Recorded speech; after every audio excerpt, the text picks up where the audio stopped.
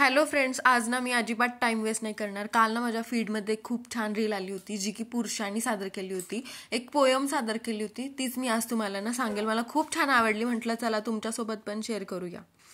तो चलो स्टार्ट करते. पुरखा घूंघट सब महिला पर, पर्दा करे हम ही हम, वो भी क्योंकि मर्दों से नहीं होता मन पे संयम. क्या ईश्वर भी पक्षपात से जन्मा है तुम सबका, या फिर सारा किया धरा है मर्दों के मन का. अंतिम प्रश्न करो खुद से कि किसके संग खड़ी हो, अपने पद पर हो या पुरुषों के पद पर चलती हो. शिव के 3 नयन सोने दो, शिव के 3 नयन सोने दो, अपने 2 तो खोलो. नारी आओ बोलो, नारी आओ बोलो. किती छान आणि सुंदर मेसेज आहे ह्या पोयममध्ये. मला इतकी छान वाटली, म्हटलं तुमच्यासोबत पण शेअर करूया. आणि ना एका महिलेने दुसऱ्या महिलेला किती सपोर्ट करायचा ह्याच्याबद्दलच लिहिलं होतं, त्याच्यामुळे मला खूप जास्त आवडली आणि एकदम मनाला भावली.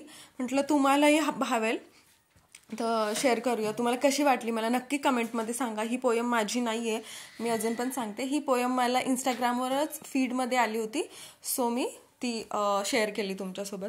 इथे ना मी भेंडीची भाजी करत होते. धीरजला कोरडी भेंडीची भाजी खूप आवडते, सो असतेच आठवड्यात ना माझ्याकडे एकदा तरी भेंडीची भाजी असते. आणि खूप जास्त सर्दी झाली होती, पुण्यात खूप जास्त थंडी आहे, तर सर्दी झाली होती. म्हटलं त्यामुळे ना सारख्या शिंका पण येत होत्या. आम्ही सगळे ना स्वेटर घालूनच बसलो इथे, कारण खूप आधीच थंडी आहे पुण्यात. इथे मध्ये मध्ये माझं शेंडेफळ आलं होतं, तिला इतकी पॅक ठेवली होती मी, कारण खूप जास्त थंडी होती, त्याच्यामुळे मी तिला टोपी वगैरे घालते. पण ती ना थोड्या थोड्या वेळाने काढून टाकते.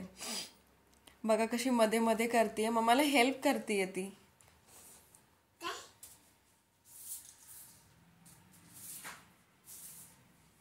इथे मी पोळ्या आधीच करून घेतल्या होत्या. म्हटलं चला माझी भेंडीची भाजी सुद्धा झाली होती. मला आता घेवड्याची काय म्हणतात ह्याला, दोडक्याची भाजी, सॉरी मी घेवडा चुकून म्हणले, दोडक्याची भाजी करायची होती.